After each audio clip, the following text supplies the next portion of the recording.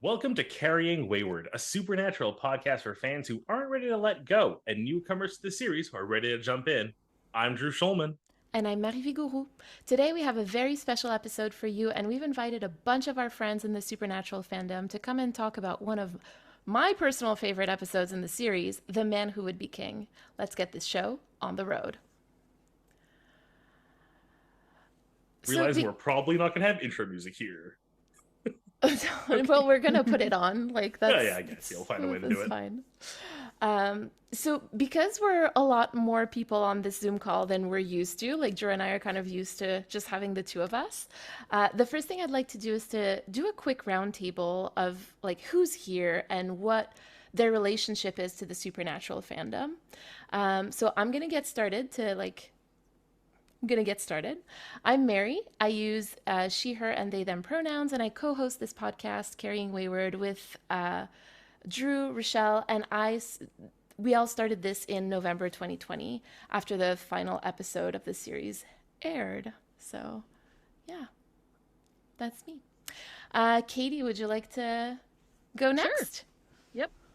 I'm Katie. I'm also Nerdy Nerdenstein on AO3 or Dusty L. Cannon on Twitter. I use she, her pronouns. I have a podcast called Making It Up As We Go, where I do audiobooks for Dusty L fanfic. I also co-host with Mary, the Gentleman Pirates Library, which is a podcast about Our Flag Means Death. Yes, I do love our podcast. I can't wait to get back. I know, me too. Soon, season 2. Yes. Catherine. Hi, I'm Catherine, and I'm the co-host of The Fangirl Business with the lovely Krisha, who is an amazing human, and I love her very much.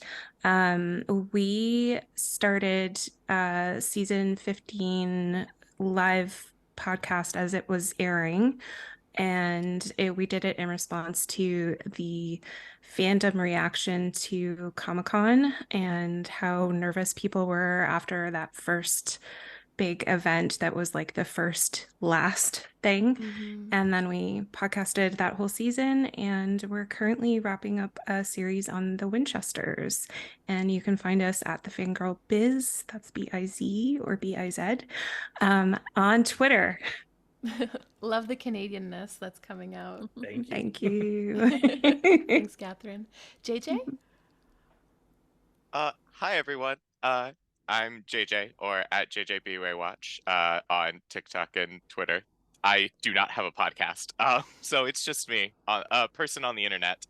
I started watching Supernatural in January 2021 because it took over my For You page, and I wanted to be educated on when discussing certain topics that were important on my life. So I started watching and documenting my watch on TikTok because I needed something to keep me motivated and watching, and like you have to keep posting and watching and doing that. And yeah, that's how I found it and found the SPN family. Yeah, your TikToks were so like I know that you don't really do them about Supernatural anymore, but like they were so inspirational for me and like always so thought-provoking. So thanks for doing that. Thank you. Yeah, I did. I came to a stop on like actively posting episode reactions in season 7, and then I started just doing like overarching thoughts for a little while. And then it became a lot. There was a lot of feelings that people had sometimes. Great feelings and positive feelings and thought-provoking feelings, and also not so great. So yeah. I every now and then I come back to start posting, and I also have my series where I pretend to be Misha Collins's personal assistant, Yes. which is always fun and always. I have a couple of plans for that since Gotham Knights is now wrapping up. I have some pulling out some old stage makeup tricks of mine to maybe do something fun things. So. Okay, I am so excited about this. Thank you so much for letting us know. That's really exciting. Sneak peek. Very sneaky. Very sneaky. I love it. KJ. Yeah, I'm KJ. I'm the host of Supernatural Opinions. We started recapping Supernatural back in July of 2021, on Jared's birthday, which was not intentional, just kind of happened. I said, let's pick a Monday, but that was the Monday. And my pronouns are they and she, and we're about at the end of season 3, early season 4 at the moment. And then we also do kind of like overarching discussion episodes where we can talk about any seasons and any episodes so that, I don't have to hold all my feelings in about cast till we get to season 4. Yeah. Yeah, and your co-hosts are really quite lovely. We recorded an episode. Well, you invited me on your podcast a few months ago, and we recorded an episode about like bones and supernatural, and I thought that was such a fun discussion. Thank you so much for having me on there. It was so fun to have you, and both Moya and I started rewatching Bones since we recorded Yes. that. So. A must, a yearly rewatch. And Drew, what about you? How about you close us off here? Oh, I am Drew. I am the other third of the Carrying Wayward family with our producer Rochelle, who will be reviewing this very thoroughly, I'm sure, when it's done. I started watching the show right around the time we started releasing episodes, pretty much the week before, in November of 2020, despite being a fan of 2/3 of Supernatural, while I tried to start it a little bit when it first aired, didn't keep me on. Some of you might recall the opening of season 5, where I very plainly stated where I stopped watching initially. But I'm so happy to be back in this fandom, or to really properly join it. And for anyone who's catching up, I am up to literally this episode, The Man Who Would Be King. I have not seen the last 2 episodes of season 6. I am sorry. As some people have voiced opinions. It's okay. I will likely be binging both of them in the next day, literally tonight, probably. And my pronouns are he, him. That's me in a nutshell. Awesome. Thank you so much. Thanks everyone for introducing yourselves. So what we're going to be doing today is we're going to be talking specifically about The Man Who Would Be King, and also the role of The Man Who Would Be King, not only like within the season of season 6, but also like how it changes everything, right, that we've seen up until this moment. So I thought that we could start off with a little bit of just basic information. This episode was written and directed by Ben Edlund, which is unusual for Supernatural, that the writer and the director are the same person. I believe the only time that's happened before this has been with Eric Kripke. And this episode originally aired on May 6th, 2011. So I think that's also something to keep in mind. This was 12 years ago. So, Goodness. 12? Yes. Okay. It's a little while ago. So I guess I'd like to start off this conversation with talking a little bit about like your first impressions, like the first time you watched this episode, how you felt. Because I remember that for me, it was like this huge moment of like, oh, now I understand. Now I understand Dean. Now I understand Cass. Like there was just like this, Katie likes to call it like italicized O moment.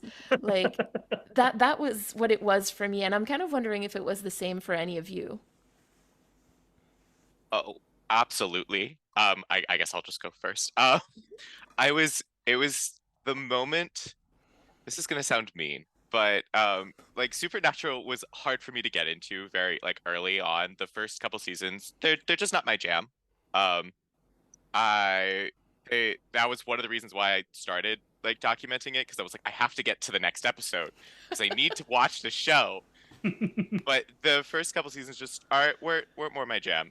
Season 4 was where it really like was like, oh yeah, no, I get this. And then this episode was like when everything changed, and everything was like, oh, now I understand. Now I'm in it. Now I'm invested in a way that I hadn't fully been before.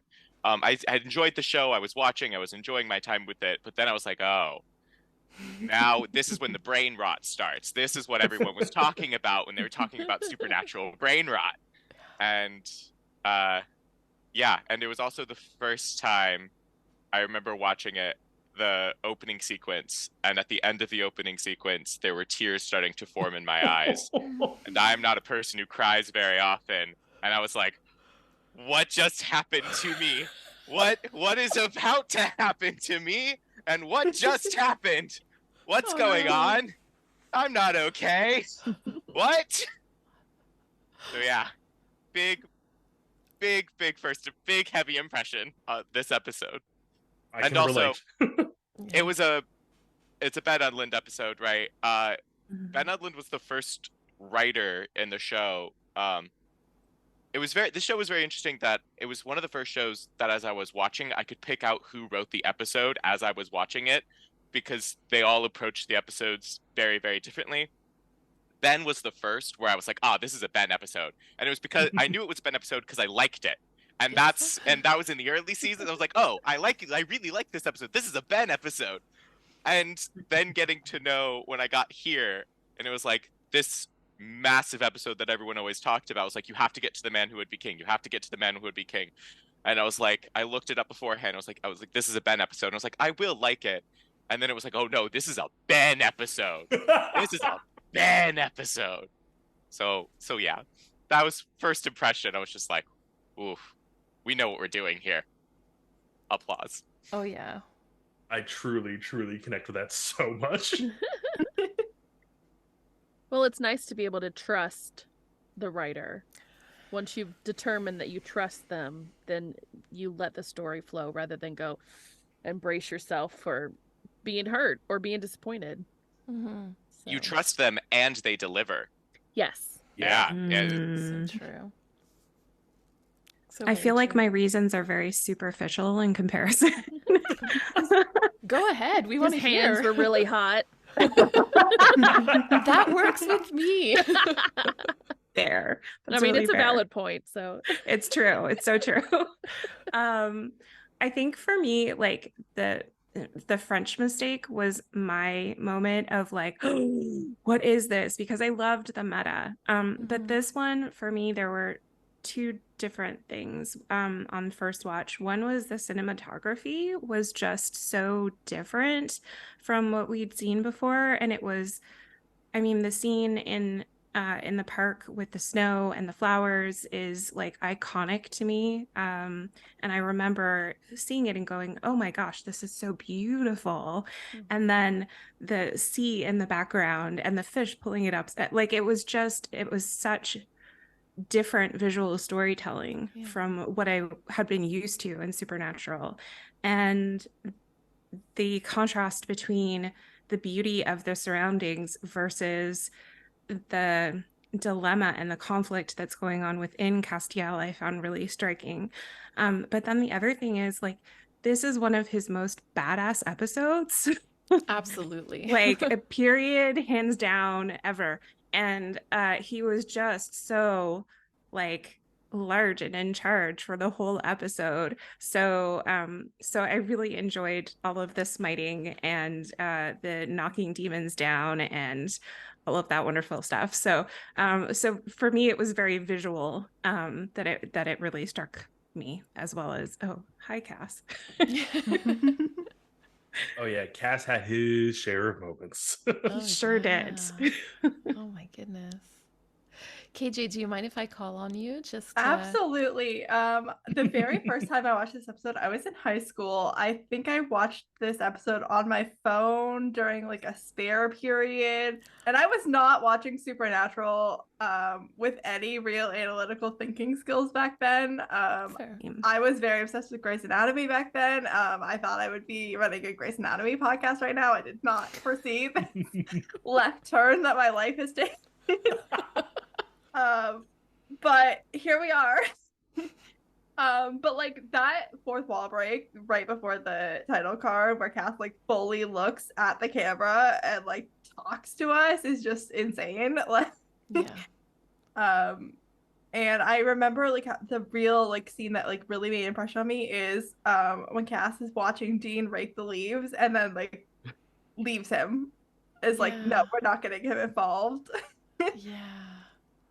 Yeah, because it's done it's done out of like care for him, right? And we'll get to that, but yeah, it's done out of care and out of love. And yeah, it's kind of an interesting one. Katie, is there anything for you that comes up? Well, like it's so evocative. Like there's several things. Like the very first scene, you see him sitting on that bench and he is so hunched over. Like he never had great posture, but this is like defeated. Like his shoulders are curled towards his feet, and it's such a striking picture. And then you start getting these little clips of the fish crawling up, and the thing about the fish, the whole stepping on the fish, is it like kind of galaxy brains the whole lore of angels, because you're like, whoa, wait a minute. So were you in some corporeal form when fish were crawling out of the sea? Like I know you were there, but you weren't just a beam of light. You were in a, like, don't step on that fish means you were in some form, right? Right. I mean, mind blown.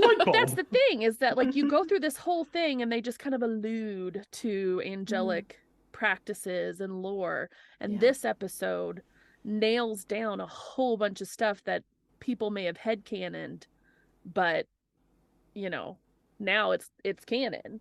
And so you think about that, and then the fact that he's comparing all of these things like Sodom and Gomorrah, the Tower of Babel, and you know, the fish, Cain and Abel, to the Winchesters. Like you're elevating them to these epic historical biblical stories, and even he places them above them. He's like, all of that, but the best one were the Winchesters. And so like you see where his priorities lie, you see how he has placed that in the millennia he has lived, that this is the moment, this is the most important moment. And you see just how important these boys are, especially Dean. But he calls them the boys, like in the middle of the episode, and like that just really struck me. I'm like, oh, the boys. You know, but it's clear that he cares about Dean, and because Dean cares about everyone else, he cares about them too. It's a little bit more centered on Dean, but throughout the episode. But it's so striking, and it just explodes all of this angelic lore that you're like, well, wait a minute. So that means, what does that mean? So that's why it's such an important episode. Like, Cass and Heaven are so old, and things have pretty much run without a whole lot of human interaction or seemingly any like god interaction for like a long ass time. And like it's been like less than 3 years since Cass like pulled Dean out of hell. Like they've really fucked shit up for Heaven like in 3 years. Yeah, can we curse on this podcast? Absolutely. Okay, we can. But also, while we're at this moment, I'm also going to take a moment to think, like, the angels must have intervened with dinosaurs at some point. There's no way Cass didn't come down to hang out with, like, a brontosaurus for a little bit. Oh, yeah. Well, I mean, so, like, dinosaurs, the connection between dinosaurs and, like, it's a little stereotype, but a lot of people with autism have experience with obsession of dinosaurs, and there's some heavy autism coding. If you want to call it coding, more very blatant, but of Cass in this episode, which, you know, I went through a phase. I don't know if anyone else, but I went through that phase. So I think, you know, Cass having a thing with dinosaurs fully falls in line. Yep. Okay, I'm seeing that a lot more now. There you go. I'm like, of course you would bring up the dinosaurs. I love that. I know what I am.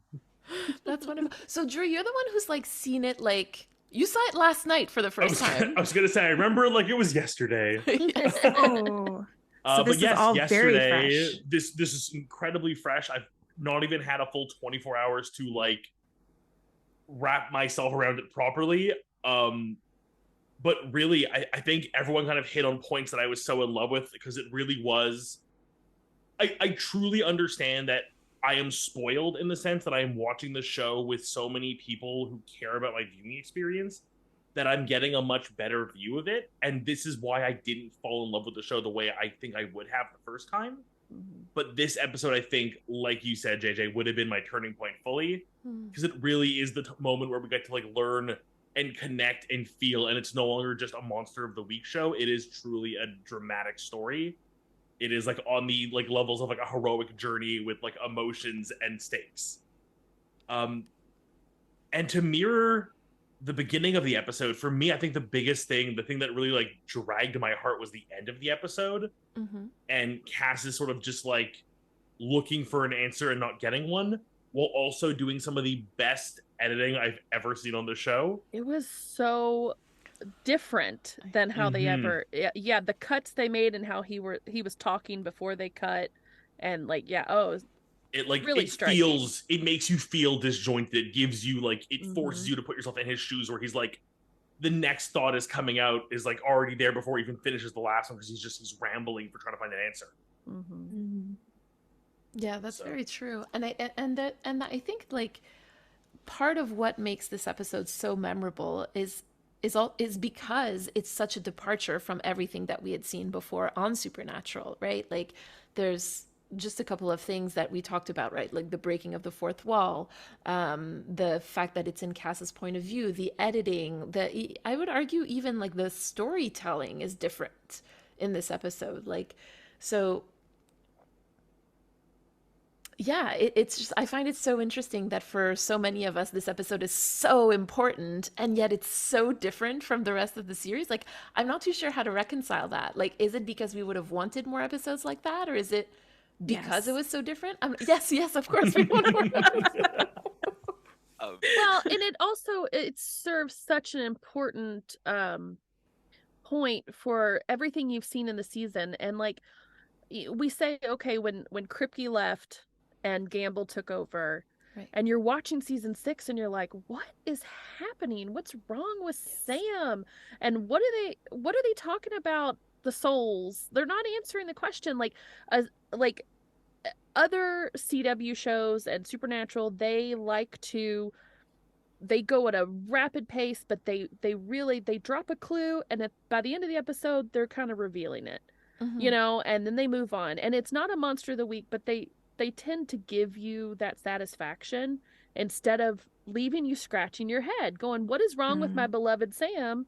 What's going on with him? This is weird. And so we always say, oh, well, season 6 is hard because they were trying to find their feet. They didn't really know where to go because they had this wonderful 5-season arc. And then they're like, where do we go from here? But really, this episode shows they knew what they were doing the whole time. They just weren't going to tell you yet.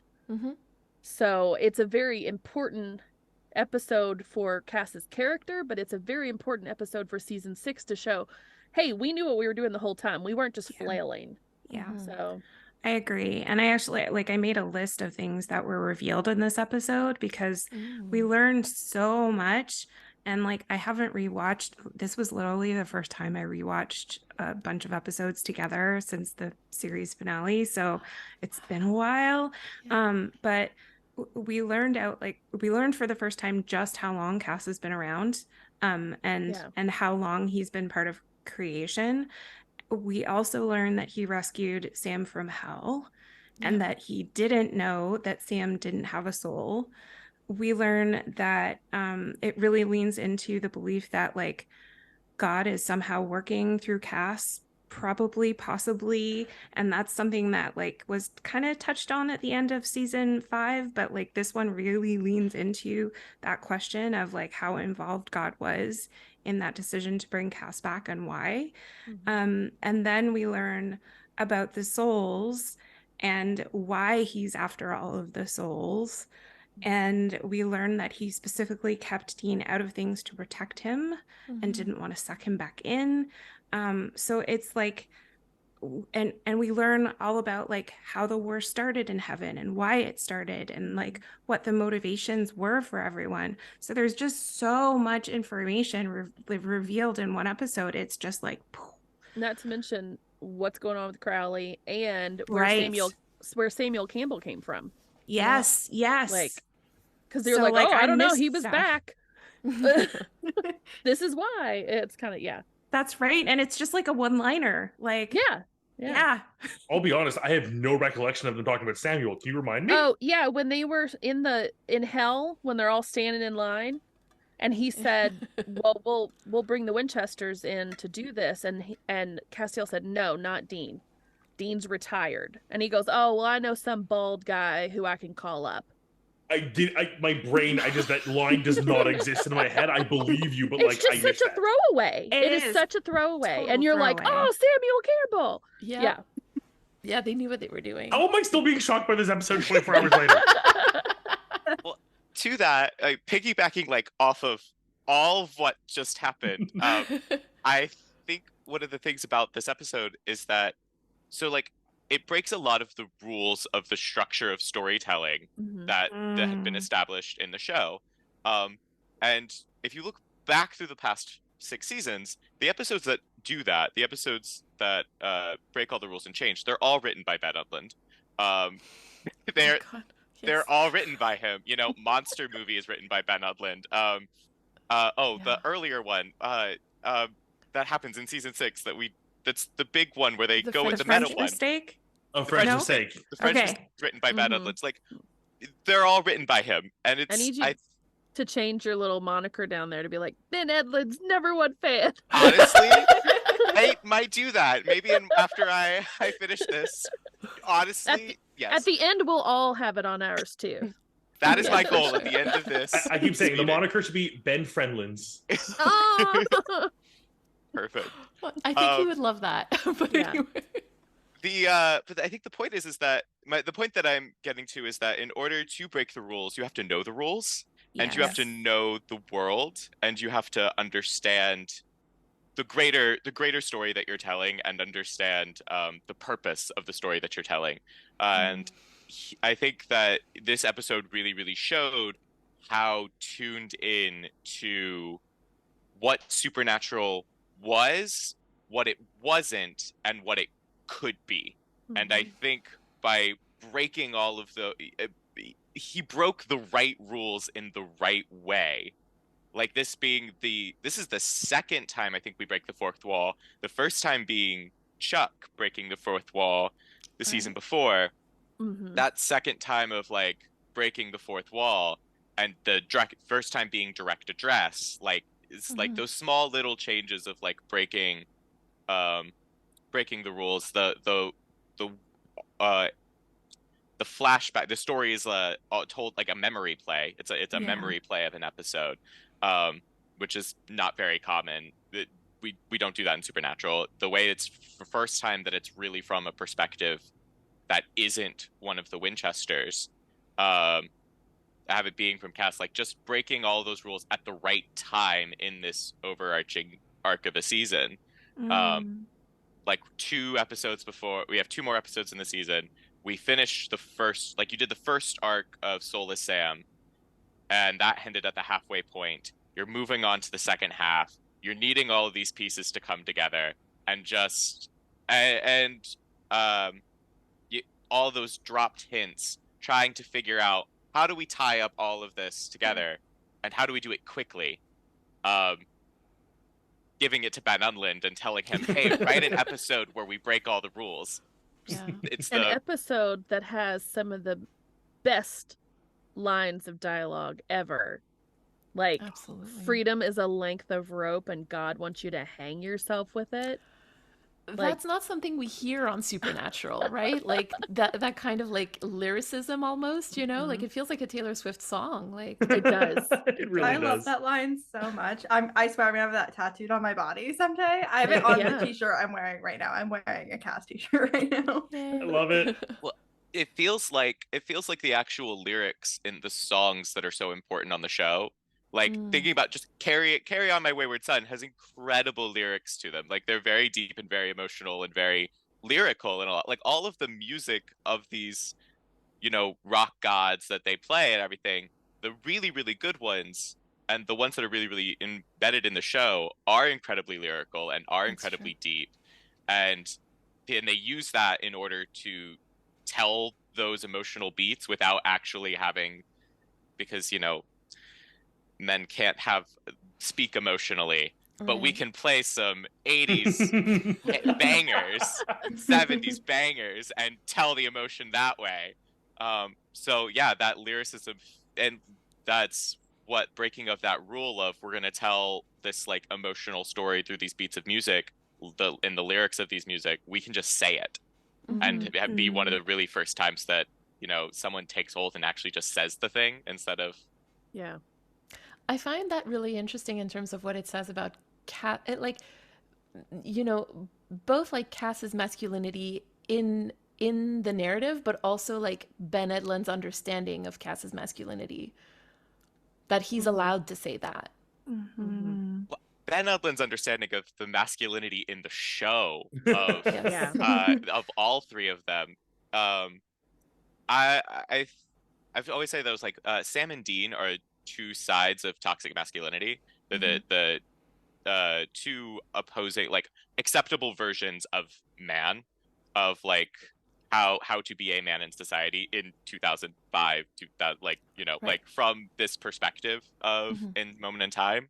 And like that's where their flaws, like their flaws come in, sometimes their virtues, like they're the two aspects of it, or the two sides of that coin. And Ben, like this is really Ben, me just going around great a writer Ben is.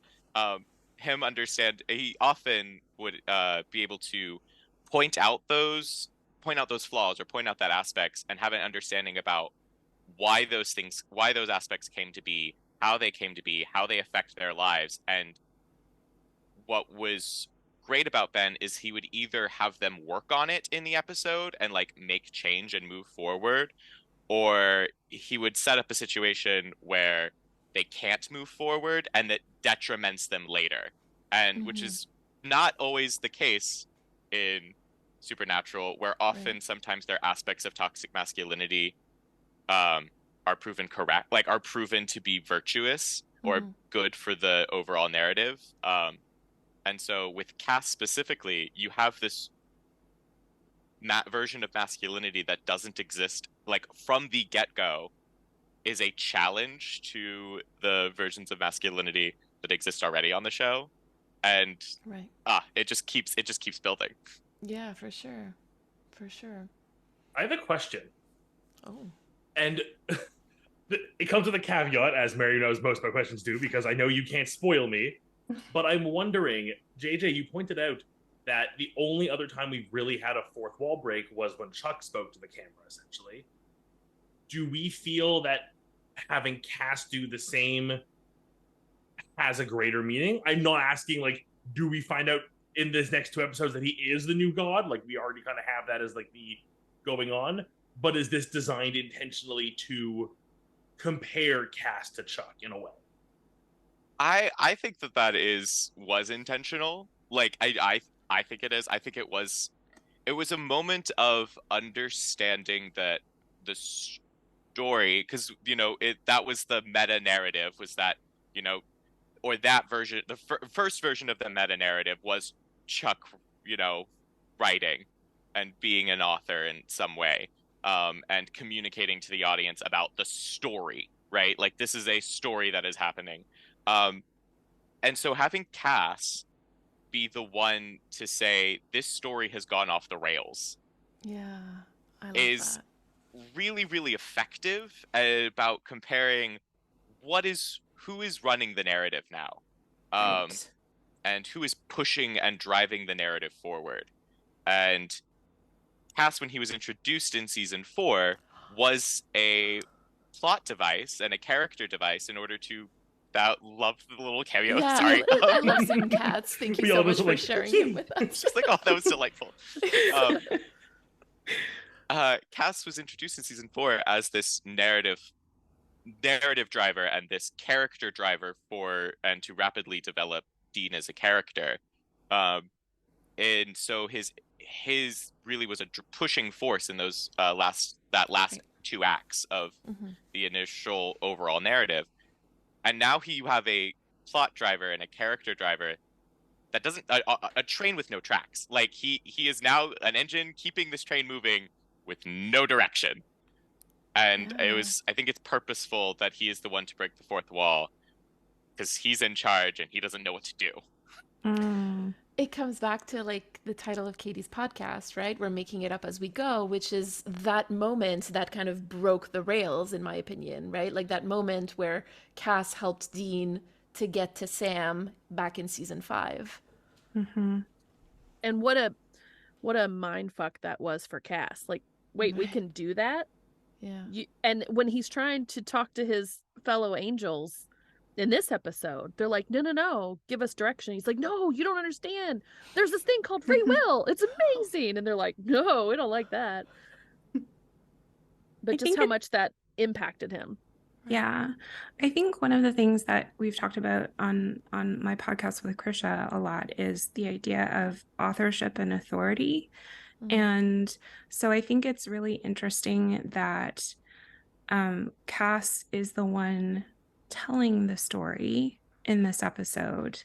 And I think that is significant, that he is the one who is telling us the story. And it's the first time since Chuck that we have had somebody directly addressing us in this way. And I think too,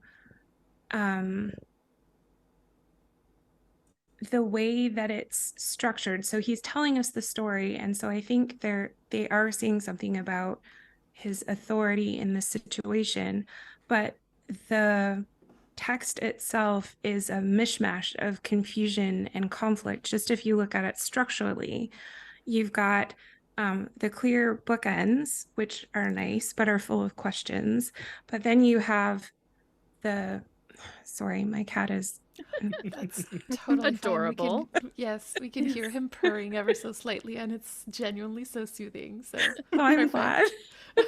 The ASMR portion of the show. Yeah. So then you have the structure of the rest of it, which is present tense interrupted by past tense, jumping to monologues where nobody can see him and he's telling us his innermost thoughts, and they're intruding into the present day narrative. And so it's this mishmash of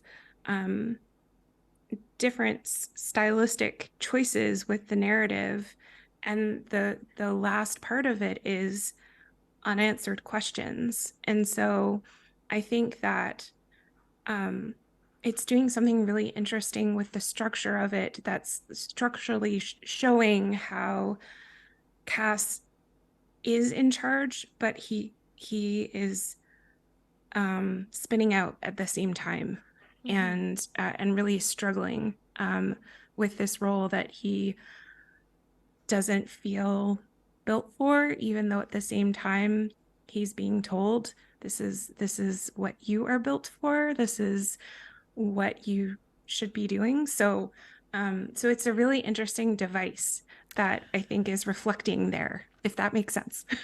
It absolutely does. And I think one thing that's really interesting about that is that throughout most of this episode anyway, it's Crowley that's telling him, oh, this is why God brought you back. This is why Yes. you're here. This is your purpose.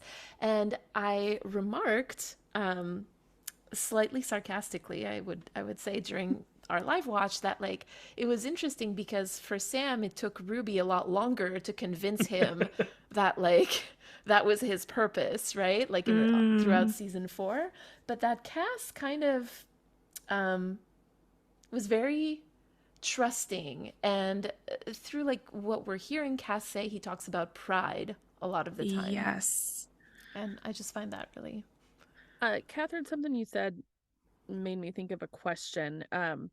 So like whenever you watch this show, it's kind of a third person. You're viewing this as it happens, right? But this episode, Cass is the storyteller. Do we think he's a reliable narrator? That's a really good question. Drew, what do you think? Drew's Please like- give us your thoughts. Well, I was going to say, based on the answers to my last question, I kind of got the vibe that there's this really nice like division between Chuck, who is very clearly telling a story with a very clear like narrative, versus Cass, who is doing both this episode. He's telling the story in the past tense in his like noir detective style. But then when we cut to present day Cass, he is like completely lost and looking for answers. Mm-hmm. So it feels like he's telling two stories. He's telling the version that makes him look good, even though it really ultimately doesn't, because he gets called out and caught. But the version that is the truth as plainly as possible, that puts him in the best possible light. And then we see how much he really is kind of freaked out and panicked by it all. Mm. So I guess to answer your question, no, he's not a reliable narrator. I believe him, but I think he's skewing things a little bit in his favor here because, as you pointed out, every time he messes up, he always goes, I messed up, but I did it for Dean. I messed up because of my pride. I messed up because I was forced to be in this position. It's always but.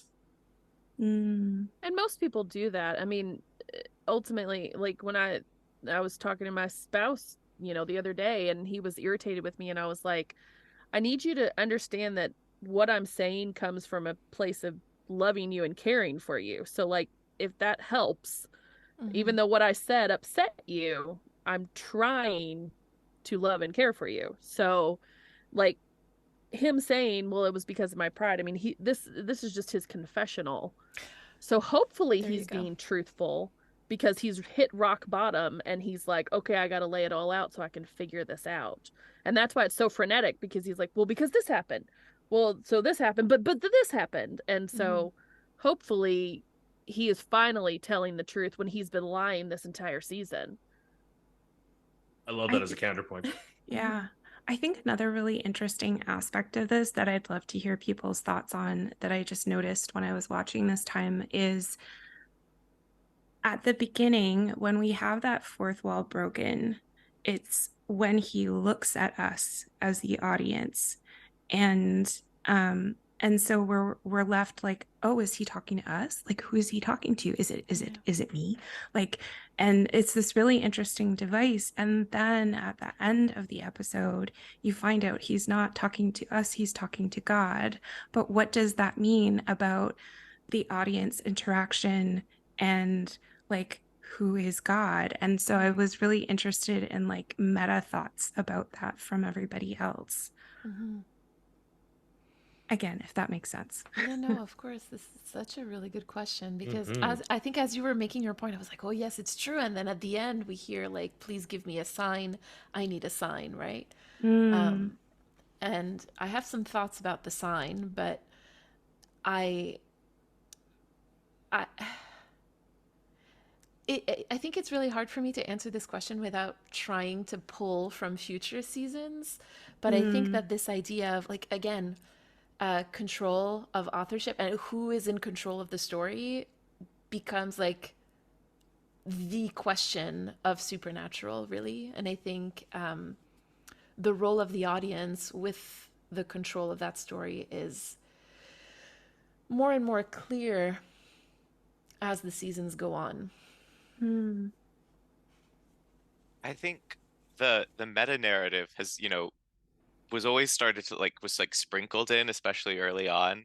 And it seemed more like very often was a joke at the beginning. Yeah. Very much was just like a way to communicate with the audience in a way that was direct while also could exist in the world. And then it of course grew and grew and grew and grew, because when they've somehow were able to, I mostly accidentally, kind of on purpose, set up this really beautiful conversation about where the audience is just as much of a impactor of the story as the characters are, almost like a play, where the audience really is interacting in a way and feeding to what is happening on stage or in the show, and really interacting, like in The French Mistake, Misha texting and tweeting the actual tweet the show, the pulling of us in and making us a part of the story in a way with actual impact, while also not trying to have us have impact as like trying to create a show and be creators and authorship, and like we have 22 episodes a season and we have a deadline, and you don't actually have any power. Also like drawing us into the narrative in a really interesting way. But they also listen to the audience. I mean, they do. The audience had a complete. No other show was like, "Oh, we can't do that. The fans will freak out." And you're like, "What? Do your show.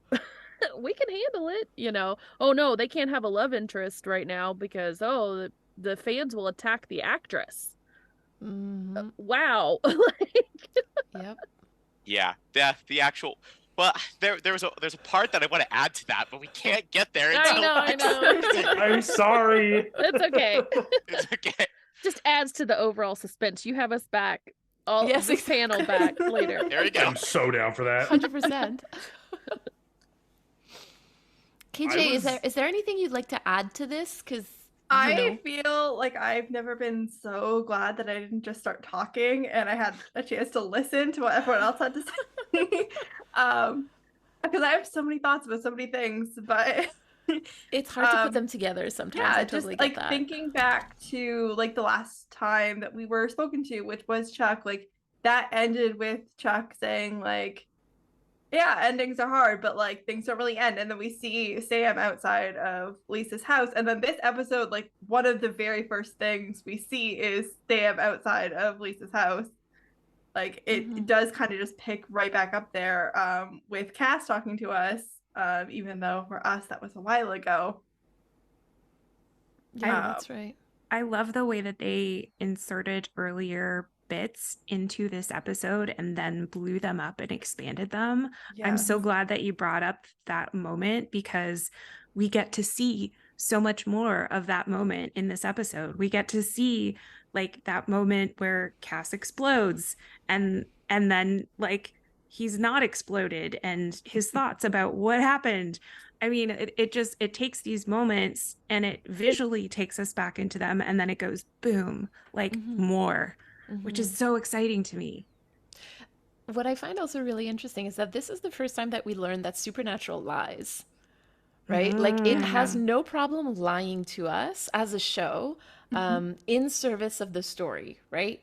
So that moment of Sam standing outside of Lisa's house, we now see in a completely different way because Cass, I can't remember if there is a shot or not of Cass in the background or something, but like yes. He is, yeah. Okay, thank you.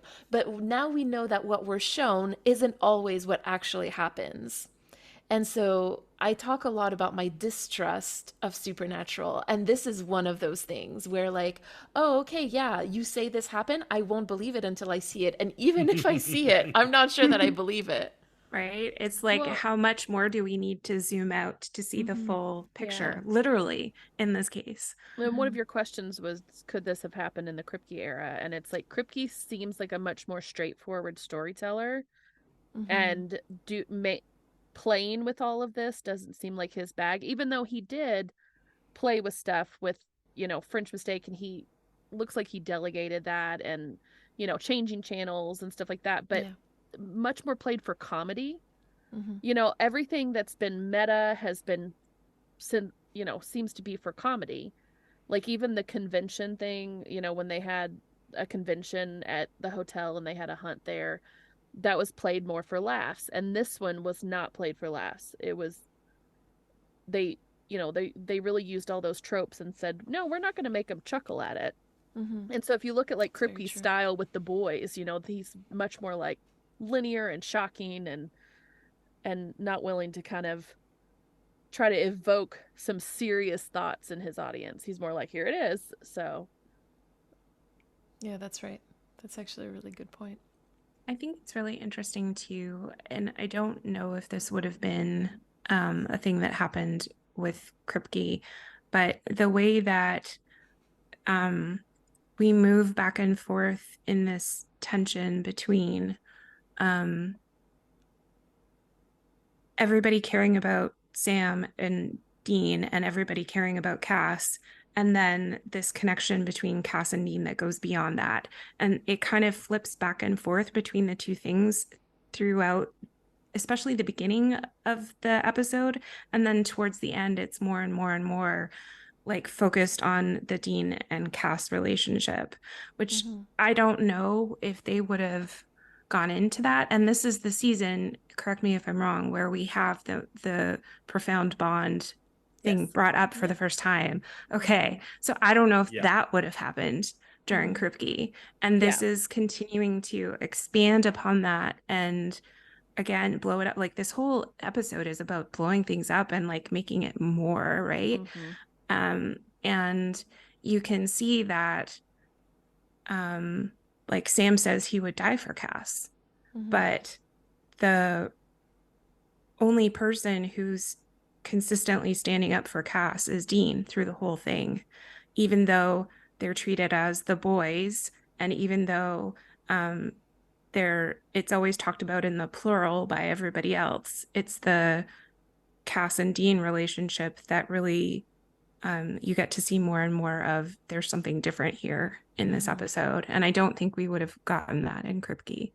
Well, and I'd put that in my notes. I said this is post the more profound bond moment, so it's clear that Dean is Castiel's person. He cares, you know, he cares for him more. But and like even the way they confront him, Sam is very angry, and he's like, "You've been lying to us," and Dean's like, "Hey, look me in the eyes. Let's just talk. Let's talk. You got to level with me, man." You know, and so this is much more like someone who you've had a deep relationship with who has betrayed you, and you're like, okay, you're hiding from me, and you can't hide from me. If we really connect, you'll tell me the truth, and I'll believe it. You know. I think that really goes to the way that they show versus tell with Sam and Dean, which is an overall thing that happens in the show is that they often tell us about Sam, but then what becomes really impactful is what they show us with Dean, and the way that they show the relationship between Cass and Dean. When they do hit those moments of more profound bond, it makes sense and it hits really strongly. Or what you were saying about like the look, and while Sam is, or like so much of the conversation and the interactions between Cass and Dean in this episode are just them looking at each other, and those are the really impactful moments while you have Sam speaking. I also think like that's why earlier in the season, we always talk about like the jokes. I'm putting jokes in quotation marks for a reason about like Cass and Dean being a couple that exist in the show. We have one between Sam and Cass in this season, and it doesn't land. Like the joke doesn't work earlier with Soulless Sam. It was like I remember when it happened, I was like, that doesn't work. That's not that wasn't funny. No one thinks that. No one thinks that. Why would you think that? And like really break it down. Why? Like Cass actively was like rude to Sam earlier, like in several scenes earlier in this season, the season before. Like, why would we? It doesn't work like that. So just like the way that the show versus the tell, and like Sam has to say the words "I would die for Cass," but with Dean, that isn't a question in the audience's mind about whether or not he would because of his actions. And so it really becomes like, while Sam is having that whole like confrontation and Dean is there, like Sam and Bobby are like speaking, but no one's focus is on what Sam and Bobby are saying. Focused, even with the camera itself, and such strong directing moment and cinematography and Ben creating of this moment is he has this conversation happening of Bobby and Sam speaking, and the camera is on Dean, and it's just like, this is what's important. It's not what's being said. It's the showing of the relationship between these two people. One thing that that's both part of the dialogue and the directing here is when Cass says, "I did this for you, for all of you," right? And it's that moment of like, "Oh yes, for all of you." And this happens once again, I think, or before, and they're in the hospital room when Bobby's been injured, and he's like, "For you, for both of you," or something, but the camera stays on Dean and Cass. Like, you know that Sam is in the background, but like never is he ever showed. Like, it's just, oh yeah, it's true, Sam is there too. Oh yeah, we forgot about that. And it sort of feels, especially in that really intense moment when they've trapped when they've trapped Cass in the holy fire, like I always have to remind myself, oh yeah, it's true. Bobby and Sam are there too. Because really, like, this moment is between Dean and Cass because he has stuck up for Cass so much throughout this episode that it's really about like Dean's realization that something is going on, and it's about that relationship specifically crumbling, really, or going up in flames, however we want to see it, right? Well, I feel like Go ahead. I feel like going up in flames is a bit I know, I on just the wanted to get a nose. reaction. I'm sorry. It's the first time that Dean has been wrong in the show. It's the first time in the narrative of Supernatural that Dean is wrong.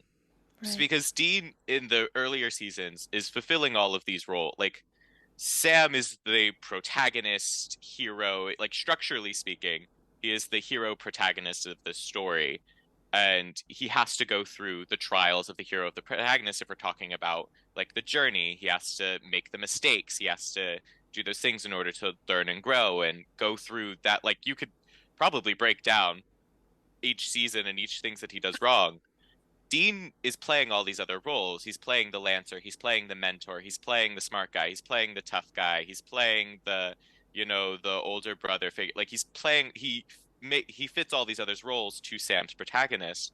And in doing that, he can't be wrong in the overarching narrative because Sam has to learn and Sam has to make the mistakes in those points. Like, thinking about the whole Ruby situation, thinking about even just the going to hell and everything. Dean has to, narratively speaking, always be right.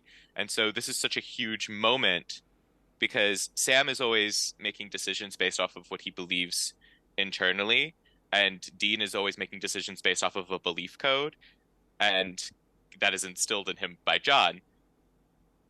This is, generally speaking. And Cass's was the exception to that rule, and Dean was wrong. And so watching him have like this crisis of faith, Truly. and then it failing him, like his faith failing him, is just a really powerful moment. And it allows Dean to become such a larger character, because as soon as your characters can fail, then you have something interesting happening. And watching Dean fail in this way, or be wrong in this way, we've seen him fail before in other moments, but like watching him be his entire belief system like fall apart in that moment it's similar really to powerful. On the Head of a Pin, when he's crying in the hospital bed after he, with Azazel, right? Yes. Azazel, yeah. There's too many demon names. Alistair. No. Yeah, I always get the two mixed up. Sorry, I knew I got it wrong. I totally, Yeah. You're right. Too many A names. Too many names especially for the demons. Somebody, so they were talking about Bobby. Bobby and Sam were there. There's a line that Bobby delivers when it's the kryptonite scene that comes off as extremely fake. And Jim Beaver's an excellent actor, so it feels like Bobby is like, and I don't know the exact word. I was gonna look it up, and I was like, that's gonna take too long. But he said something like, "Oh, I'm just totally beside myself thinking that Cass could betray us." And like the way it's delivered, I'm like, are you? Are you really? Because he's much more savvy than that. Like, he's always, and I'm like, are you just saying that for Dean's benefit? There you go. That's what I was gonna say. You're like, saying that to make Dean feel better. Like, we know we care about him just as much as you do, when that's not true. Because Bobby is treating him like a corrupted hunter, like someone who used to be on their side, but they've went to the dark side, so they got to take care of him. But when he's talking to Dean, he's like, "Oh no, I'm just as heartbroken as you are." No, you're not. And the line doesn't come across as extremely genuine, I don't feel like. No, I agree. I remember when it came out feeling a little bit of that.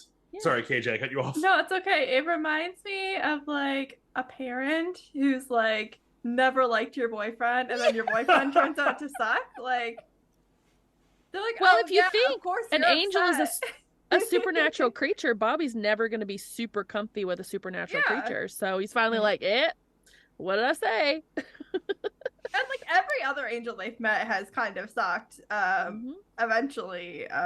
So, it wouldn't be out of the realm of Bobby's like perspective to just be like, yeah, I don't fully trust that guy. He's been helpful, but Yeah.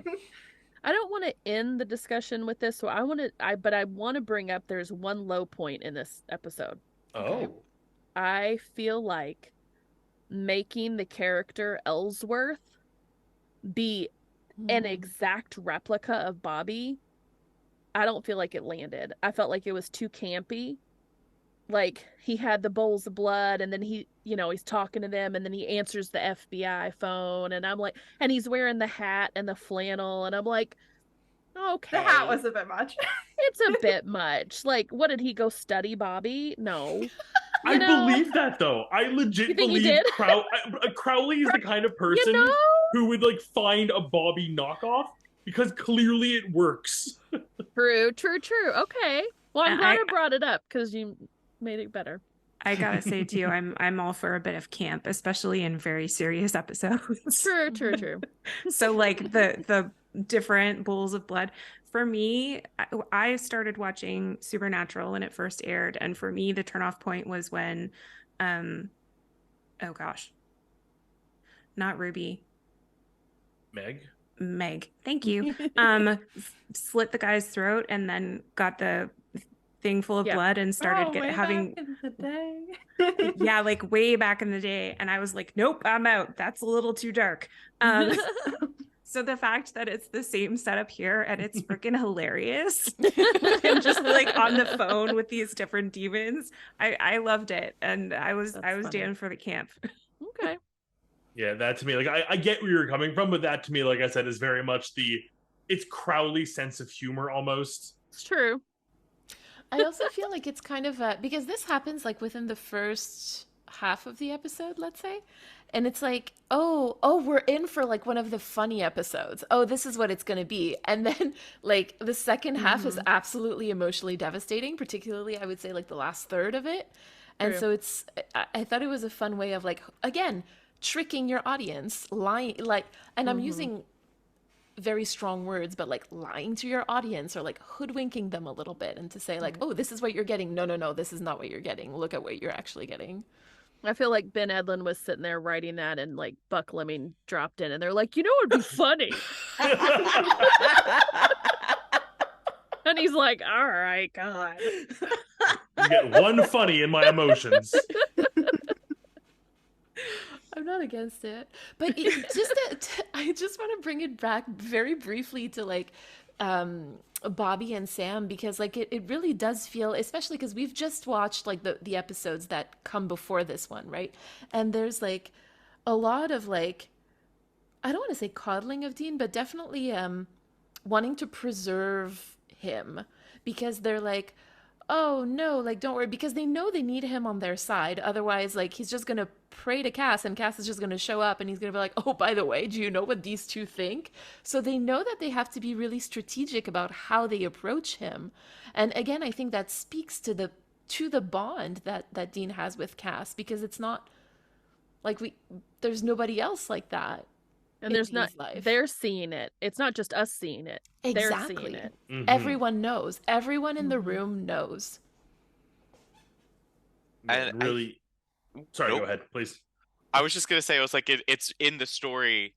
Even at the end of the episode, Cass goes back to Dean at the end of the episode. Yes. He goes back and pleads again, like, and just the way that's the final beat. Of this story, of where he brings it back to this relationship, and specifically Dean brings it back to the relationship and goes, I am asking you not to do this. And that whole moment, and just to do it because I am the one asking, do not do this. It's just a really, the story is built in a way to show that this is the important relationship, and this is the thing that is crumbling, and this is the conflict of the whole season, is their relationship. What's that saying? Ought to have the confidence of a mediocre white man. Like, he's asking these cosmic beings to do his bidding and to do what he wants them to do, and they're like, he said, Dean, it's not broken. Like, you don't get it. Shut up. You haven't been where I've been. You haven't seen Raphael. You don't know the threats that are being made. And Dean's like, nah, I think mine's the right path. To be fair to Dean, Dean has done this to Cass before, and Cass has done it. Yes! I keep going back to it's one of my favorite scenes when Dean asks Cass to betray Heaven for the first time. Yeah. And Cass is literally like, I cannot. The wrath of Heaven will come down on you and me and everyone around us. And Dean was like, no. You got to trust me, man. I know what I'm doing. And Cass just has to stand there and go, maybe if this were to happen, I can't stop you. No one could stop it. And that's why I can't help you. Wink. With the side wink. eye. And they're in pink and blue lighting. Hint, hint. Oh, good lord. Oh, no one. That's storytelling. But it just to Dean's credit about that, he has done it before with Cap, and it has worked. True. Yeah. It's true. And like, I think that I had a few thoughts about that last scene with them. And one of them was just, good Lord, can those two learn to communicate with actual words and complete sentences and thoughts? That drove me, like, they interrupt each other. Like, Cass is saying, like, it's for you, but he's not explaining, like, the scene with the rake in the garden and how he wanted to save him and protect. Like, if you would just explain, and if Dean would just listen and not interrupt you and call you a friggin' child, like, ugh. That, like, I was literally, as I was watching that scene, getting so frustrated with both of them. To that communication point, Yes. bringing back the thought that I had earlier about the autistic coding of Cass in this episode, that last scene very much reads as two people who, maybe one is neurodivergent, maybe one is not, maybe two people are neurodivergent ways, but when I first watched it, I was like, oh, this is an autistic person trying to communicate as best as they know how to someone who is neurotypical, which we could talk about Dean being neurotypical another time, like, not really, but this scene specifically. Right. And the miscommunication and not taking both of them the not taking of the steps to reach that point of communication, because they're saying the same things to each other. Yeah. Cass is saying, I am doing this for you. Do this for me. Like, they're talking straight past each other. And they're coming from the same place emotionally about wanting to keep each other safe and wanting to do the right thing and trying to get through this problem. But they keep talking past each other. And because of the earlier points in this episode about Cass and how they have framed him in this episode and the autistic coding of his character, that moment hits to me, it hit in that way of the two styles of communication not meshing that way. I've got to say, if somebody called me a freaking child in the middle of a conversation where I was being very earnest, I would have a difficult time engaging meaningfully with them after that. Someone whose entire life is such a small fraction of yours, like, Cass is super old. And he had like just 35. called him a baby in a trench coat, like Yep. 2 episodes ago. He was so mad about it. That infantilization, though, of autistic people and the way that they think and communicate, it was just like, I was like, I didn't know. Yeah, that's a really good point. And I hadn't thought of it that way before, so thank you. Yeah, thanks for bringing that up. Just to kind of come back to Cass's pleading about, like, give me a sign, give me a sign, give me a sign. And then one of the next things we see is Dean being like, please don't do this. There's a part of me, there's a part of me that's like, maybe that was your sign, Cass. Well, he's the righteous man, right? There you go. Yeah. Drew, you need to watch the next 2 episodes. I'm going. Everyone hit pause, wait an hour, I'll be right back. Talk amongst yourselves. We absolutely would. Yeah. I don't doubt you guys can keep so busy for an hour while I go watch the episodes. Can we talk about that, like, that turn in the conversation though, when Dean is like, you know, if you don't stop, I'll, and Cass is like, you'll what? Mhm. And then he's like, I'm an angel, you're just a man. And it was such a like, ooh, especially because earlier in that same episode, Crowley, like it says, am I the only one who doesn't underestimate these guys? Mhm. Like, and he lists off all of these people who have underestimated Dean and Sam. So for him to pull that at the end of the episode, it was this really interesting contrast, and the temperature in the room just changes. I was really interested in hearing people's thoughts about that moment. Well, Cass has been talking about how pride is his downfall the whole episode, and then does not take that warning to heart. Notice, I want to point out 2 other times that he's like flexed the fact that he's an angel. First of all, with Sam when he says, "Will you, boy?" Yes. Ooh. And Yeah. then in this episode, he says to Crowley, "I'm an angel, you ass." But then to Dean, it's much softer. I'm an Mm. angel, you're just a man, you know. I think what's really interesting about this line is that the delivery and the reception are like on 2 different planets, because I can imagine Cass being like, "What are you gonna do?" I can totally see Cass just stating a fact, and the reception of it on Dean's side being like absolutely devastating, because it shows again that like I think it would make Dean question how Cass perceives the relationship, and if he values it anywhere near as much as Dean does. Again, we're gonna be seeing that a lot over the next few seasons. So I think I talked about on our podcast, Mary, when you talk about like power and control and like who's above who. Right. And you know, I've always talked about like in my job, my boss is above me, but he does not know how to do my job at all. And so I have the knowledge. And so he always has to come to me and be like, well, how would you do this? And what would be the best way to do this? And so we're on much more even footing because he has to defer to me with certain things. And so if you look at like Dean and Cass pulling rank and saying, I'm an angel and you're just a man, they had such deep respect for each other and care for each other that they were kind of on even footing. They put each other's opinions and powers or abilities on even keel. And then he's suddenly like, what are you going to do? And it's like, oh, so you've just squashed me in this whole thing. Right. And that, again, I think speaks to the reception of that comment from Dean, because I don't know if that's what Cass truly is. I mean, maybe it is. I don't know. I feel like it is. I Yeah, feel eh? like it's a reminder, like know your place in this moment. And it's really interesting because just prior to that, he's been talking to Dean about like, you're the one who taught me about free will and freedom. And that's when Dean cuts him off with that childish, like that you're a child Right. comment.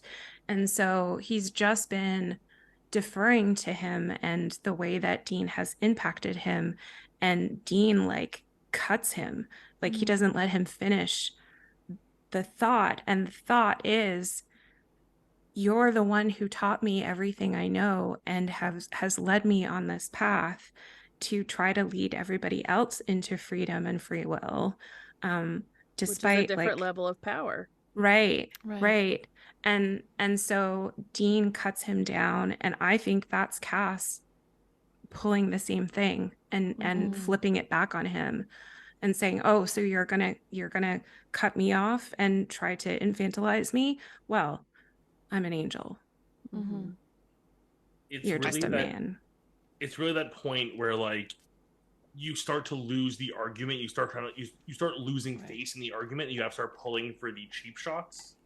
Like, you know, it like you're trying to get your point across, and the other person is making perfectly valid arguments back to you, or like meeting you, and you suddenly go like, I have nowhere else to go. I need like a way to win this, and you pull out either Dean's calling of Cass a child, or Cass reminding Dean that he is merely a mortal compared to his angelic status. Mm-hmm. Which we've just been told is like ancient. Mhm. So, Well, I think it also is what the two of them are, their goals of these conversations are in the pulling of rank, and just in the history of the two of their relationship. Like Cass comes into this conversation being like, I'm here to make you understand like my perspective in this. And Dean has no interest in that aspect of it. His goal in the conversation is to change Cass's mind. And so when you're coming at it from those two, like those cheap shots that you're talking about, and like going after each other, or like trying to have an argument, it's like their goals are just one is trying to have an emotional like play on the pathos of the situation, and the other is trying to I think Dean literally says, I'm not going to logic this out with you. Yeah. yes. Something like, and Cass is there to logic it out, like to get him to the point where Dean is on board one way or the other. And if we look back at their relationship, it's not the first time that Cass has pulled the power card. Like first, one of those first conversations that they ever have in Bobby's kitchen, where he like pushes him up against that counter, Yeah. and they have incredible tension of some sort. I'm not going to label it. You certainly Okay. can if you'd like to, but whatever. Well, I just think about, when in that Bones episode where like the earthquake happens and Booth just pushes Brennan up against the wall to make sure she's safe. Yeah. I wonder if those things have anything in common. You mean those two shows that were airing about at the same time that were incredibly mirrored with one another in terms of the relationship? I don't know, well, whatever. Poor I'll let Brit you go needs on to with your find out points. these photos. The three Fs, if two people get close to each other, they either have to fight, fuck, or flee. Like if two people get close, they could fight. They're definitely saying words that might indicate a fight. But whenever that happens, it's usually the other. And so, anyway, or, when Dean tries one of the several times of this show to bring an end to his existence in a certain way, and Cass just comes over, is like, I did this all for you, punches him, throws him up against the alley, that whole scene. Like, Cass has very often shown his like physical ability to just like completely annihilate Dean, and also make the bigger sacrifices in a lot of ways. Like the whole point when they're trying to rescue Adam in the locked angel box, and the only person who can get into that angel box is Cass, and he's like, this is probably going to be my end, and I'm doing this, like I will make that sacrifice. Like I rolls up his sleeves, does the whole carves the thing, does the whole thing. Like Cass has constantly proven his ability to go further in a lot of ways that Dean isn't always necessarily willing to go for anyone but himself, or but for Sam. Right. And so, and Cass's ability to go for the bigger picture, like he will make those that's what the point I'm making. He's making those sacrifices a lot of time for the bigger picture, while Dean is doing it for personal emotional connections. And so that pulling of rank, I think, is something that Cass is like, we have history about this. Like, I am an angel with incredible power, and it's manipulative as all get out that he does it. But that's something that is in the history of their relationship as well. And I think, but this is the first time that he just flat out like maybe not the first time, but he states it in this moment, while in other moments he's really kind of like shown it. Something you said about how Dean's only willing to do that for Sam. It's not necessarily in this episode, but just overall, it reminds me of a parent. It's kind of like, I'll do whatever it takes for my child, and I love you, partner, or, relationship that I'm in, but it can't supersede my child, and so, yeah, he has a priority that's anchoring him to being a little more cautious. And that's what parents have to do. It's not about them anymore. We've managed to tie it back to Dean's parentification. I love this. I love this group. This is great. Being a parent? News? Interesting. Never heard of that. Oh goodness. Is there anything else that we haven't brought up so far that you'd like to talk about? Can we just talk about some of our favorite lines? Because there were so many good ones. That's a hard one. Yeah, of course we can. I'll start because I have one written down. Explaining freedom to angels is a bit like teaching poetry to fish. That's a good one. Isn't that a great line? That one stuck with me, like outside of the episode, and it encompasses so much about the struggle that he's going through as he's trying to lead these angels on a different path, which they just haven't been built for, and all that it encompasses. And it's a very poetic line itself, even talking about it's talking about poetry, but it is itself poetic. So that's one of my favorite lines. And there are so many good ones between Crowley and Cass in this episode. Like, anyway, I'm just nightmares. Yes. Yes. Oh my goodness. That was good. That was really good. What was Crowley's last line after Cass had already left, after like throwing him against the wall, like breaking the wall? I feel like he has a last line that was just, I can't remember what it was, but I remember laughing so hard at it. We'll have to look it up and insert it. Yeah, there you go. I think, hold on, what was it? Let me see if I can. Well, glad I came. You're welcome, by the way. You know the difference between you and me. I know what I am. What are you, Castiel? What are you willing to do? Oh, also, yes. Yeah. Is it that one? No, but after that. It's yeah, that's a different one, but that's also amazing. Because he knows his role. Like Crowley is like, yes, I am the king of hell. I am remodeling hell after my own image. Like, see the changes that I've made. See my ambition. See the photo of me on the wall with my little pitchfork, like on my shoulder. So it's like this amazing moment where he's like, what are you? And like Cass can't answer him. Yeah, that's such a good one. For me though, I think it's really just it's the fact that there's two of them in the episode and they are so diametrically opposed, but it is two of the most like amazing looks. And the obvious one is Dean's look of disappointment in Cass as he puts two and two together with the kryptonite line, where it's like you see, like it's so clearly in focus, but it's such a powerful and emotive look for all of like the second he's on camera. And then also to go back to hell, it's Cass distractedly looking at the portrait of Crowley behind him while Crowley's talking. It's a very clear like stare at it for a moment, going like, "Oh my god!"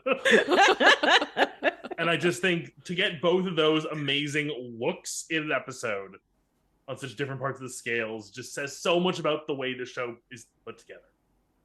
Absolutely. I have said before, and I will say again, Jensen Ackles is the king of micro expressions. And yeah, that was definitely on full display in this episode. Definitely. To your line question about like any particular line, mine has to be, let me tell you my story. Let me tell you everything.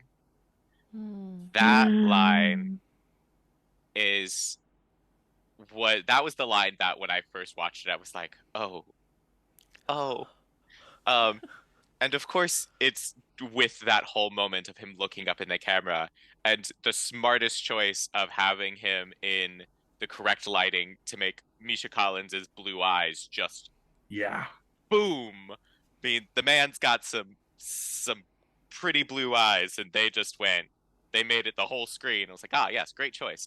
Yes, very, very much. Turn the contrast up every once in a while. Yeah, turn that contrast up, throw that filter on. We're just gonna make a boom. Which also just makes the whole kryptonite lines and the Superman comparisons later even more harder. So. But the line of "Let me tell you my story, let me tell you everything." so much of that, of the perspective of the story up until this point being the story of Sam and Dean, and Cass being the Cass coming in later, of course, and like him integrating into the story.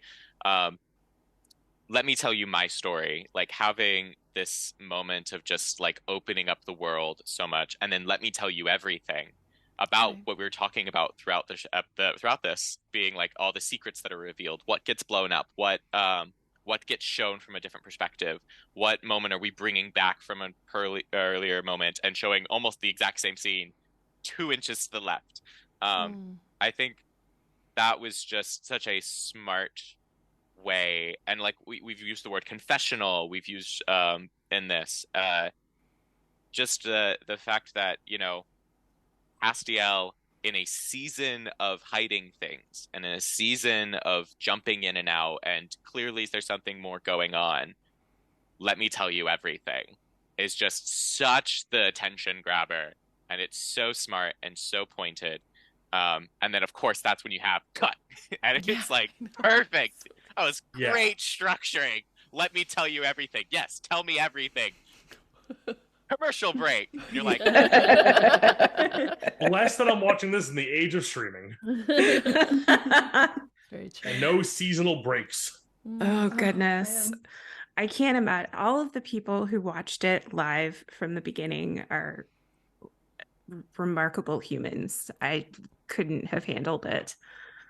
No, me neither, honestly. Mm.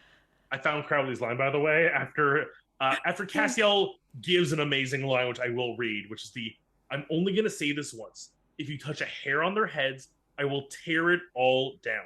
Our arrangement, everything. I'm still an angel, and I will bury you. Mm. To which is this amazing moment. Cass has a few more internal monologue lines before the scene ends, and Crowley dusts himself off and just goes, "This is not how synergy works." Because he's so like, to him, it's a business Catchphrase. plan. It's But a for him, buzzword. it's a buzzword. It's a business plan. This Oh to my him gosh. is purely a business dealing. That's amazing. Yes. Love Very much Crowley. so. I love Crowley so much. Oh My my favorite God. line is an exchange when Dean, you know, it's the crack. Dean finally gets through to him, and you know, Castiel saying it's complicated, and Dean saying no, actually it's not, and you know that. Why else would you keep this whole thing a secret? And then he makes it a we. Mm. He says, when crap like this comes around, we deal with it like we always have. What we don't do is we don't go out and make another deal with the devil. So again, like, we're a unit. This is what we do. You're a part of our team. We do this. And he says, it sounds so simple when you say it like that. Where were you when I needed to hear it? He said, I was Well, there. no- Where were you? And he literally was there. He was there raking leaves. Yeah. He was was raking there. leaves, and Cass refused to pull him in.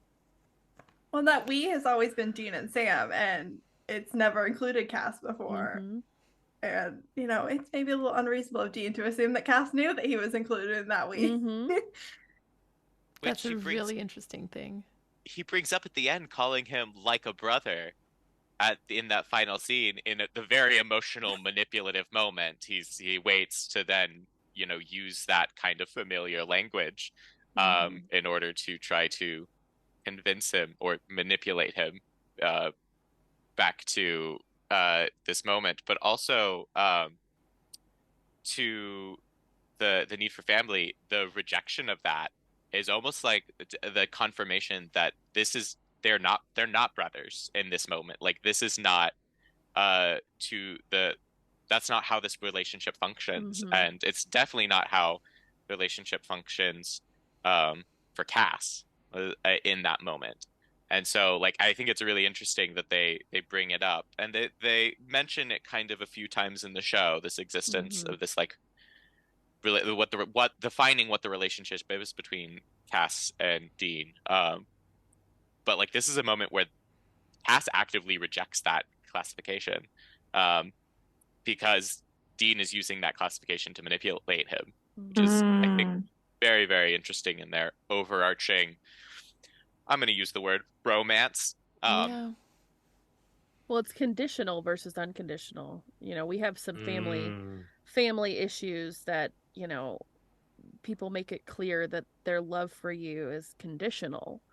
And it's, and we, as parents make it clear that no, I unconditionally love you. There are no conditions attached to the love I have for you. And he's saying, you were like a brother to us if you followed what we wanted you to do. Now you're not. Yeah, That's you pretty were manipulative. like a brother to us. You've had your brother card revoked. Yes. Right. Yeah. But it's very much like, if we're gonna go there, it's very much a breakup scene. Yeah. 1000%. That end thing. And I think it's really interesting because we've talked about, I think we touched upon it earlier, the jokes that are not jokes. And we have one of those in this episode where we're talking about, like, where Bobby is talking about Superman gone dark side. Mhm. And Dean says to Sam, that makes you Lois Lane. And it's this really interesting moment, right? Because he feels the need to verbally, like, he's thinking about it. And he's telling Sam, you're Lois Lane, which means not me. Yeah. Which is what Dean always does, always Mhm. deflects to Sam in these situations, right? Like we've seen him do it time and time again as jokes throughout the series so far. So, yeah. When he's so clearly Lois Lane in this situation. Exactly. But literally, like, nobody out, like, my brain didn't go there. I wasn't thinking, well, then who's Lois Lane? But Dean is.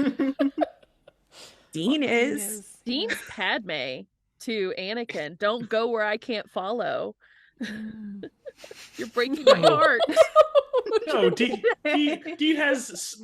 I mean, Dean has more emotions than Anakin, which isn't saying much. So. No, Dean's Padme. Castiel Oh, right, sorry. has more emotions. Oh yeah, which is also not saying much. Wow. It's a tight battle there, actually. Yeah. But it was interesting because I watched a few episodes leading up to this episode, so I kind of remember where we'd been and what had just happened, and the number of moments where there are these, like, jokes that are really now it's just awkward, like, watching them and going, but, like, they're really pointing up that there's something more here. And so I thought it was a very interesting moment that Dean felt the need to say that, and Sam's just like, whatever. Like, Exactly. And again, this dynamic of Bobby and Sam not responding to that. Like, again, this, protecting him and being like, yes, okay, we won't say anything about that. It's fine.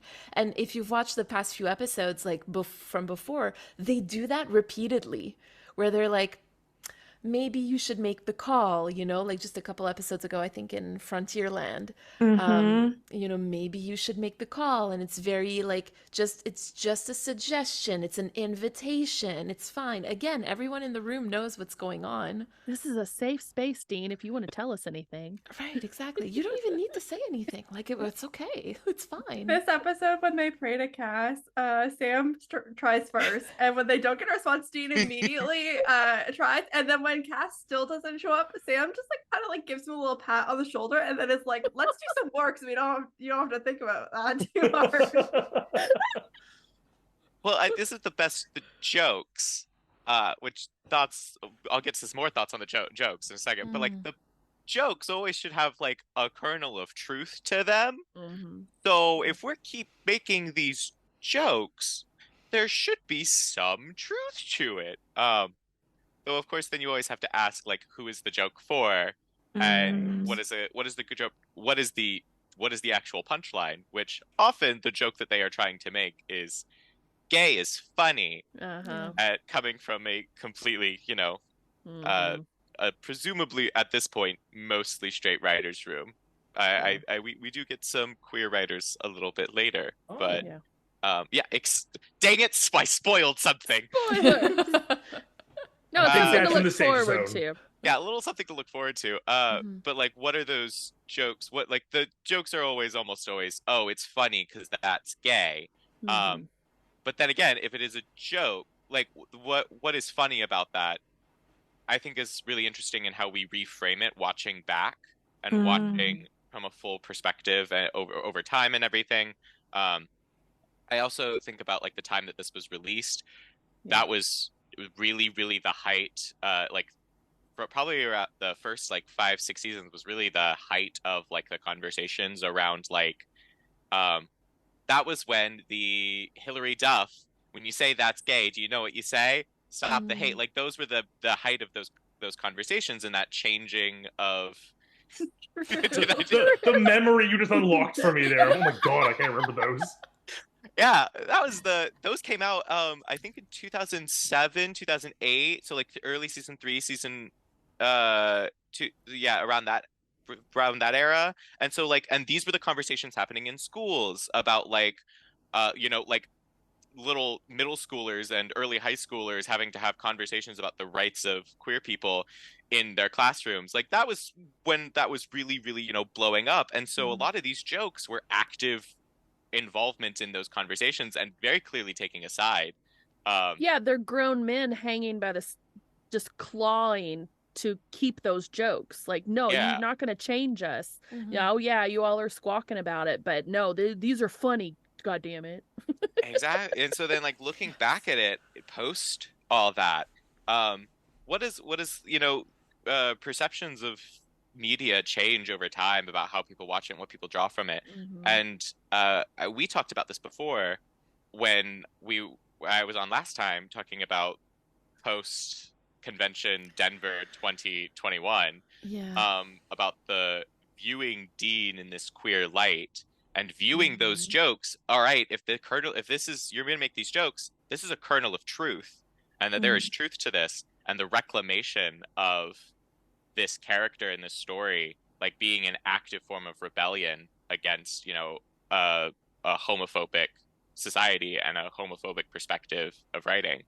And how this episode really also was like a turning point in the legitimacy of this interpretation, and how this was, going to some fandom history about like when SDL became like real, like real.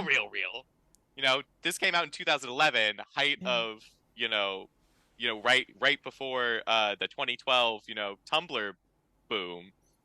If we're going to talk about like how it became like a cultural moment, like a internet cultural moment, it was right around in this moment and right after this episode, because it really legitimized a lot of what was already happening in the earlier seasons, and that reclamation of this story and the truth that comes out in this episode, both during the time and as we look back. That was a really complicated way of getting to my point. I hope that made sense.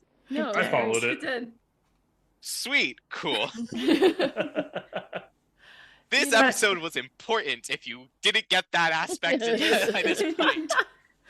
Honestly, when it comes to the jokes now, the way that I look at it and the way that I talk about it with Drew is like, if I saw this playing out, we had this conversation recently about like the casket out of my ass line, right? Right. Like if I were to see this play out in my daily life between two people that I knew, I would just be like, oh, okay, there's something going on there. I'm just, I'm just going to look away and whatever, like this, but I'm going to take it seriously. Like to me, it's not like, I no longer see the joke. I just see like, oh, this is humor to deflect, right? That kernel of truth, like we're deflecting from it and we're going like towards trying to make fun of it, right?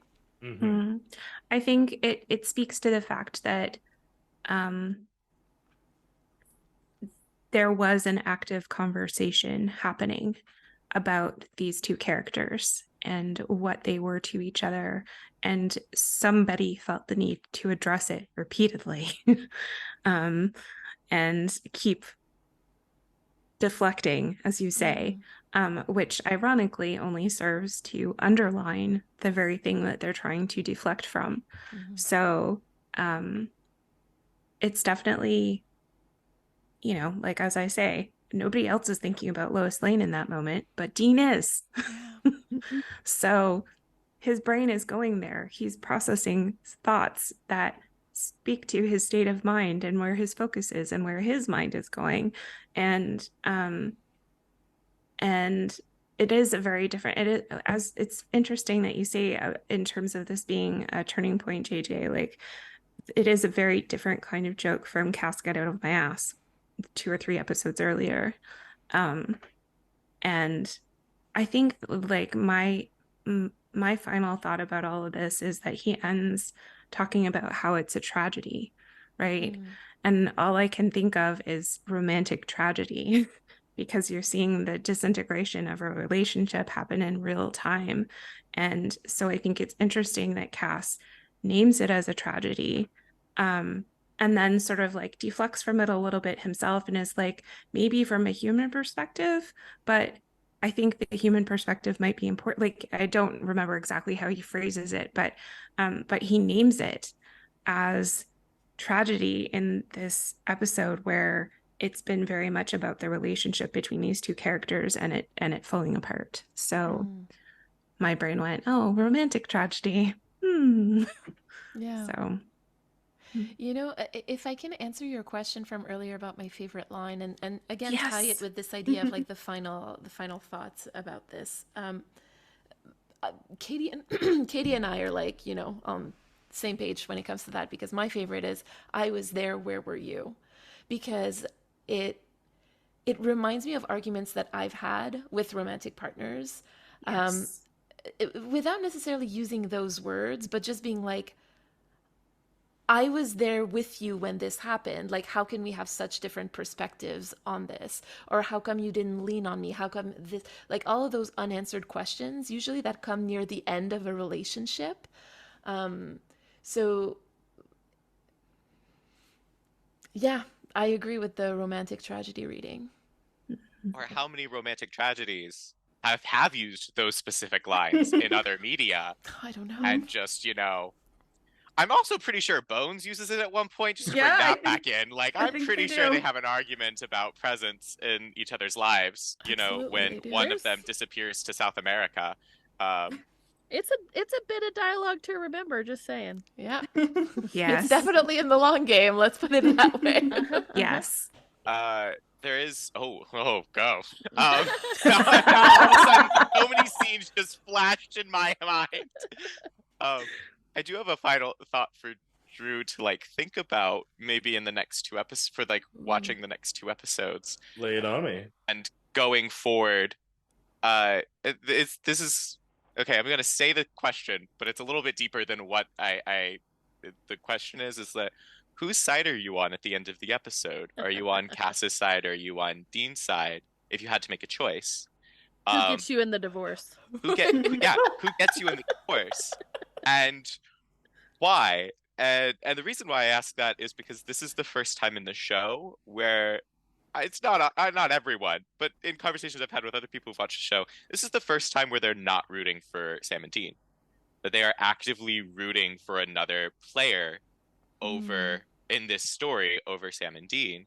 And maybe you are, and you're still wanting, of course, Sam and Dean to like succeed, of course, but like in who are you rooting to be right in this situation, and what does right in this situation look like? And I love your smile at that question. But yeah, who gets you in the divorce? I mean, to answer that part first, I would run away with Uncle Crowley for a little bit to let everyone cool down. Oh, incredible! Stay with Uncle Crowley for a bit and decompress. I didn't know there was a right answer, but I just heard it. Yeah.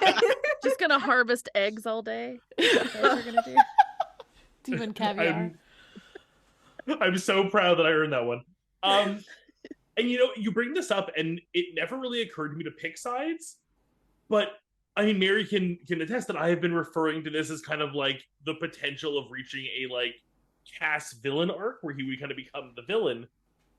But he doesn't. He's just viewing a problem from a different angle. And I mean, I agree with Dean in the whole, like, you shouldn't be partnering with the devil and doing what the devil wants. But at the same time, I'm also understanding Cass has reached, like, I feel like he's reached a limit. And, like, the only way out of this is going to be magical mumbo jumbo TV writer make something magical happen that we couldn't have predicted with Dean and Sam somehow. But like from where they're standing right now, I think Cass is right. Interesting. The big smiles on everyone's face is just so telling. I can't talk about anything. You can't talk. Oh, I'm so used to it. Don't worry. I'm so glad that there are other people who share in my pain. Yeah, no. I think that's what that is really interesting though. Like back to Ben Udland. Who would have thought I would have brought it back in the rounding it out. Ben Udland's ability to write the episode that shows so much of Dean's inner perspective, and at the end of the episode you're not rooting for him, and that's not the goal. The goal is I think Ben's goal was to have you be rooting for Cass in this episode. Talking about this again like a memory play, the whole point of a memory play is often to show horrible choices and make you have you empathize with the horrible choice and then make you think about why you empathize with the horrible choice, or make you see that people are making the absolute best choices that they can in any given moment, and what are the consequences of that. Like memory plays are so powerful in that way, and like about the unreliable narrator. That wasn't right either. You guys know what I'm saying. We know, it's fine. But yeah, Ben Udland's ability to make you care more about another character besides Sam and Dean is really, really powerful, and a really, really powerful tool. And what are the consequences of that moving forward in the story, and how the writers continue to approach that, and what the audience, how does that feel as an audience member for these two characters, like Sam and Dean, these two brothers, these leads of the show, like the center point of it for 6 seasons, for you not to make them not want to win, to make them want to be wrong. Like that's such a powerful writer that can do that. Yeah. Oh yeah.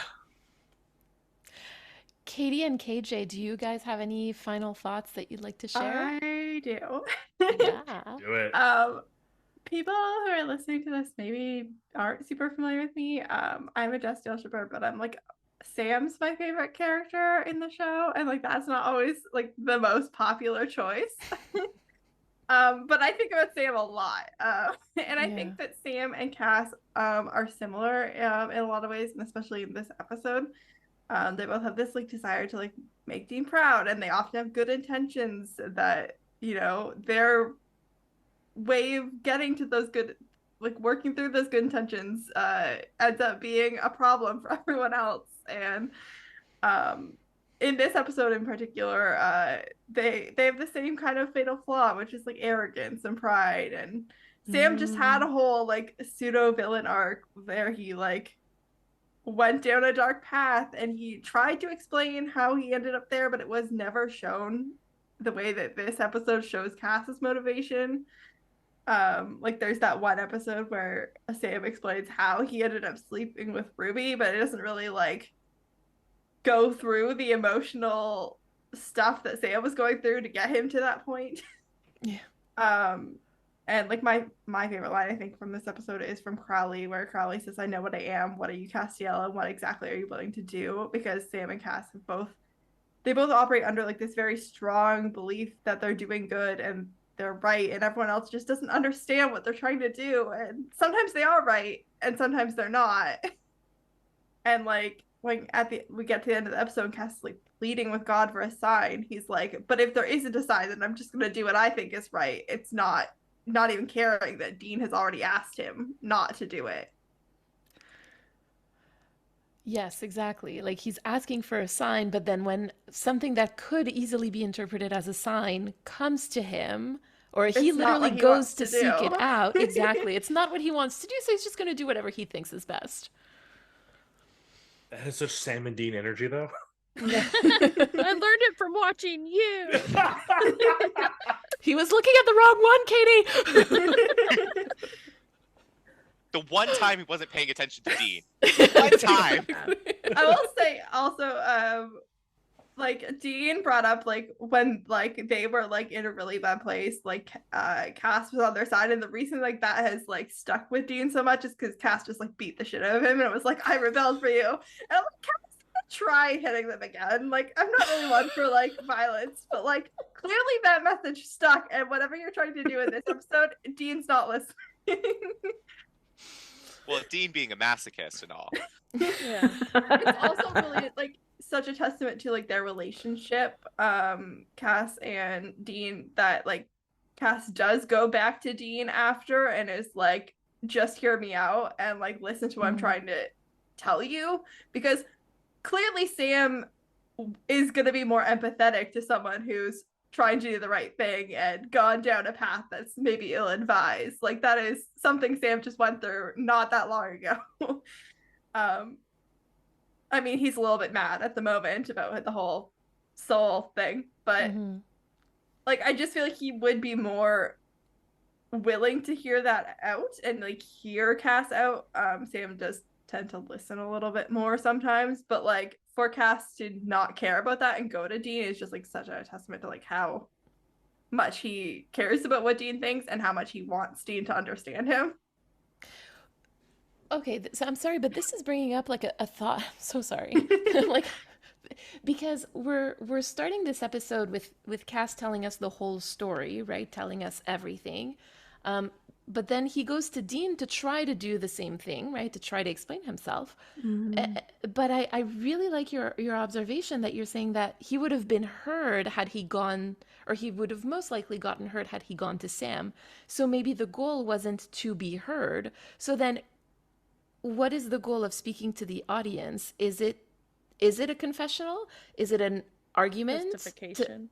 Is it what is going on here? Who is he speaking to, really? Is he speaking to God? He's speaking to what's going on? It's a shower argument. It's the argument you have in your head in the shower afterwards, all the things you wish you had said but couldn't get to.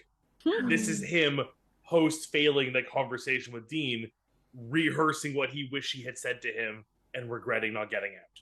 Stop it, because now I'm thinking of the unreliable narrator and I'm like, did any of that actually happen? No, but I mean... It did. Let's not go there. Oh, goodness. I would cancel this episode. This episode happened twice.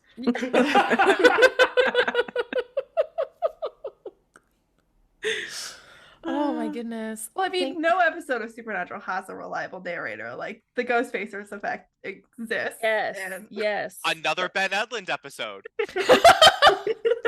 So just real quick with Ben Edlund, like I really want to know the inside baseball of how he was able to write the episode and direct the episode, because that's such an anomaly.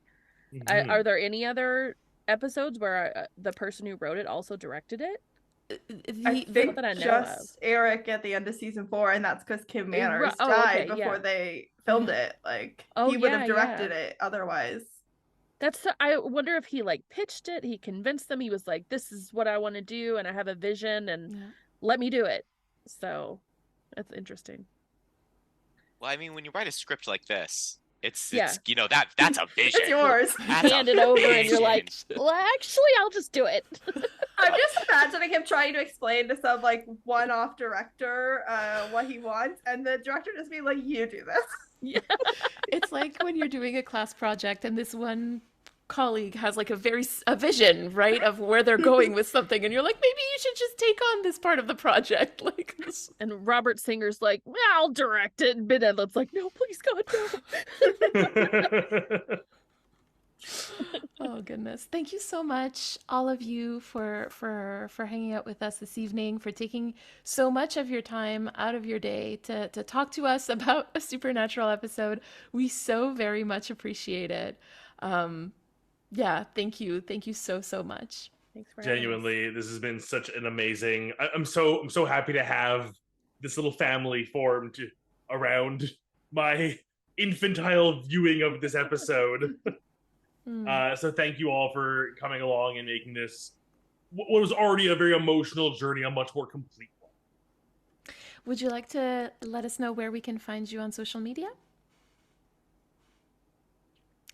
Katie? Oh, yeah.